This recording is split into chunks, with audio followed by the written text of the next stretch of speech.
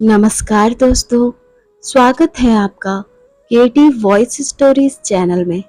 दोस्तों, हमारी आज की कहानी है मर्द की मर्दान की। मेरा नाम सीमा है। मेरी शादी को 5 साल हो गए हैं। मेरी शादी के शुरुआती कुछ दिन या ज़्यादा हुआ हो तो 1 साल तक मेरे पति ने मुझसे प्यार से बात की। घुमाने फिराने ले जाते, सिनेमा दिखाते, मेला प्रदर्शनी ले जाते, मीठी मीठी प्यार भरी बातें करते, यहाँ तक कि अपनी माँ से भी बहस कर लेते। अगर मेरी सास मुझे छोटी छोटी बातों पर टोकती तो देव अपनी माँ से कह देते, क्यों छोटी छोटी बातों पर घर की शांति भंग कर रही हो? आपकी लड़की के साथ ससुराल में यही सब हो तो क्या बीतेगी आप पर? यह इस घर की बहू है, नौकरानी नहीं। ये तो कुछ नहीं कहती, लेकिन मैं ही इसे घुमाने ले जाता हूँ। पढ़ी लिखी औरत है, बदलते समय के साथ आप नहीं बदल सकती तो छोटी छोटी बातों पर टोका टाकी करके घर में अशांति तो ना फैलाए। सास को लगता होगा कि जोरू का गुलाम है बेटा। वे गुस्से में कुछ दिन तक बात ना करती, बात करती तो भी इस तरह जैसे धीरे धीरे बातों से अपना गुस्सा निकाल रही हो। मुझे क्या करना है? तुम खूब घूमो फिरो, लेकिन हद में। आस पड़ोस के घर में भी बहुएं हैं। ये क्या बात हुई कि जब जी आया मुंह उठाकर चल दिए? ना किसी से कुछ पूछना, ना बता कर के जाना। आखिर घर में बड़े बुजुर्ग भी हैं, उनके मान सम्मान का भी ध्यान रखो। 1 साल बाद ही पति के बर्ताव में बदलाव आने लगा। शायद शादी की खुमारी अब तक उतर चुकी थी। पहले यह बहुत ही कम टोका टाकी करते, बाद में बात बात पर टोकने लगे। मेरी कोई बात इन्हें अच्छी ही नहीं लगती। हर बात में अपनी माँ की तरफदारी करते, चाहे वह बात गलत हो या सही। मैं सुनती रही। इस बीच एक बच्चा भी हो गया। कहने को घर गृहस्थी तो ठीक ठाक चल रही थी, लेकिन जिन पति से मैं प्यार करती थी, उनके बात बात पर डांटने टोकने से मन उदास रहने लगा। मैं अपनी तरफ से पति का, सास का, बच्चे का, घर का पूरा ख्याल रखती, फिर भी इनकी बात बात पर डांटने टोकने की आदत नहीं जाती। एक बार मैंने गुस्से में जरा देव से कहा भी था, आखिर बात क्या है? आप मुझे इस तरह से बेइज्जत क्यों करते रहते हैं? इन्होंने भी झुंझला कर जवाब दिया, मैं मर्द हूँ, घर का मुखिया हूँ। गलत बात पर टोकू नहीं तो क्या लाड करूंगा? तुम एक बच्चे की माँ बन गई हो, तुम्हें घर की जिम्मेदारी समझनी चाहिए। गलती पर डांटता हूँ तो क्या गलती को सुधारना नहीं चाहिए? इसमें बुरा मानने वाली क्या बात है? मैं ऐसी कौन सी गलती करती हूँ? क्या मन भर गया है मुझसे? मुझे तो सबको साथ लेकर चलना है। तुम्हारा भी अब तक मन भर जाना चाहिए। प्यार मोहब्बत की उम्र बीत चुकी, अब अपने फर्ज पर ध्यान दो। आखिर मैंने फर्ज निभाने में कौन सी कमी रखी है? तुम फिर बहस करने लगी। मुझे तुम्हारी यही बात अच्छी नहीं लगती। आपको मेरी कौन सी बात अच्छी लगती है आजकल? औरत हो, औरत की तरह रहना सीखो, घर के कामकाज देखो। अम्मा की तबीयत ठीक नहीं रहती आजकल, उनकी देखभाल करो। करती तो हूँ, करती तो अम्मा शिकायत नहीं करती। अम्मा की तो आदत है मेरी शिकायत करने की, एक की चार लगाकर। खबरदार जो मेरी अम्मा के बारे में कुछ कहा। इन्होंने इतनी जोर से डांटा कि मैं गुस्से में अपने कमरे में आकर रोने लगी। बेडरूम में तो यह बड़े प्यार से बात करते हैं, हालांकि अब ये होता है कि बेडरूम में मेरे आने तक यह सो जाते हैं। मुझको घर के काम निपटा कर रात के 10 बज जाते हैं। अब हमारे बीच संबंध बनने में भी काफी समय होने लगा था। मसरूफियत, जिम्मेदारी बढ़ती उम्र के साथ ऐसा होता है, इसकी कोई शिकायत नहीं। लेकिन आदमी दो बातें प्यार से कर ले तो क्या बिगड़ जाएगा।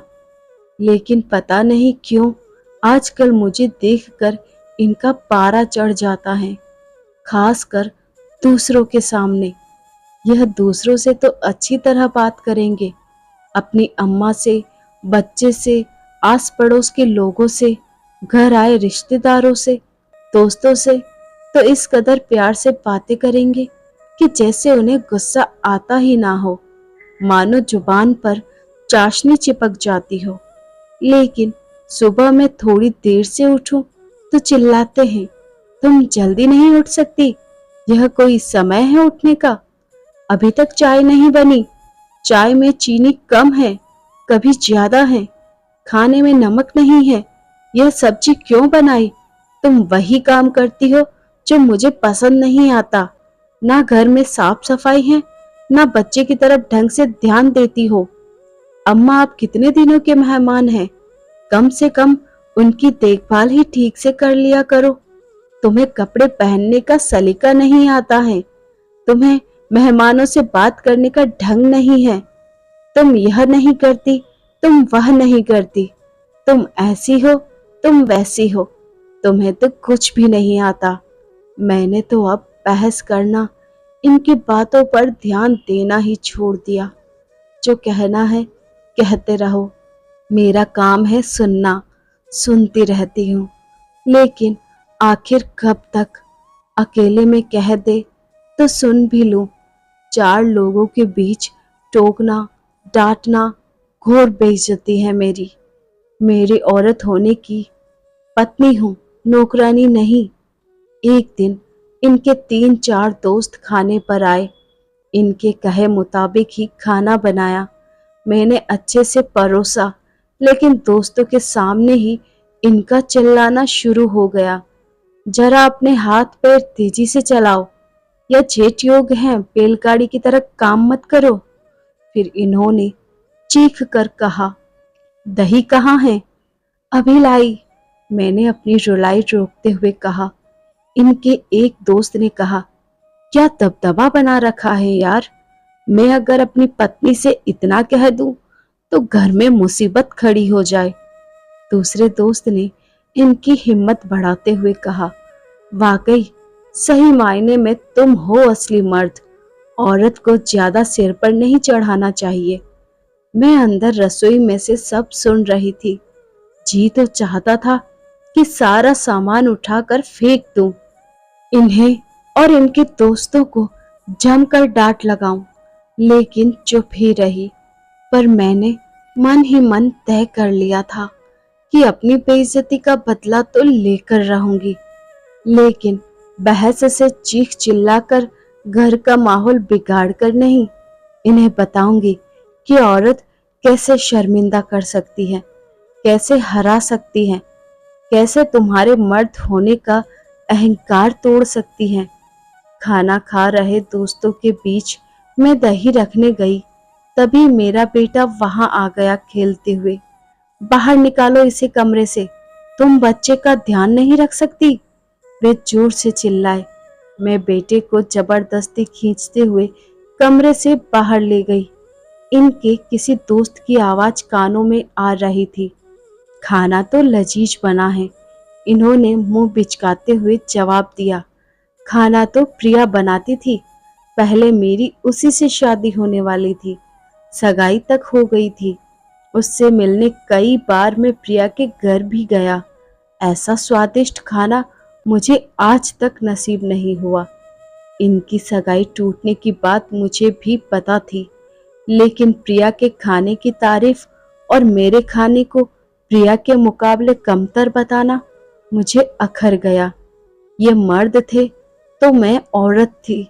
इन्हें अपने मर्द होने का घमंड था, तो मुझे क्यों ना हो अपने औरत होने पर गर्व। अब इन्हें बताना जरूरी था कि औरत क्या होती है। सो सुनार की एक लोहार की कहावत को सच साबित करने का समय आ गया था। इनका ये जुमला कि मर्द बने रहने के लिए औरत को धुतकारते रहना जरूरी है, तभी घर भी घर बना रहता है, तभी सब ठीक रहते हैं। अम्मा जी ने इनसे एक बार कहा भी था, बेटा, मर्द को मर्द की तरह रहना चाहिए, औरत को हमेशा सिर पर चढ़ाकर नहीं रखना चाहिए, उसे डांट डपट फटकार लगाना जरूरी है। इन्होंने अम्मा जी की बातों को इस तरह स्वीकार किया कि मेरा पूरा वजूद ही बिखरने लगा। मेरा बेटा अक्सर दादी के पास ही सोया करता था। वे आज भी वही सो रहा था। यह भी बिस्तर पर लेटे लेटे किताब पढ़ रहे थे। आज मैं जरा जल्दी ही कमरे में पहुंच गई थी। मैं गाउन पहनकर सोती थी और कपड़े बाथरूम में ही बदलती थी, लेकिन आज मैंने कमरे में जाकर साड़ी उतारी। मैंने तिरछी नजरों से इनकी तरफ देखा। साड़ी बदलते ही इनका ध्यान मेरे बदन की तरफ हुआ। पहले तो इन्होंने आदत के मुताबिक मुझे टोका, ये जगह है क्या कपड़े बदलने की? मैंने भी कह दिया, यहाँ पर आपके अलावा और कौन है? आपसे कैसी पर्दादारी?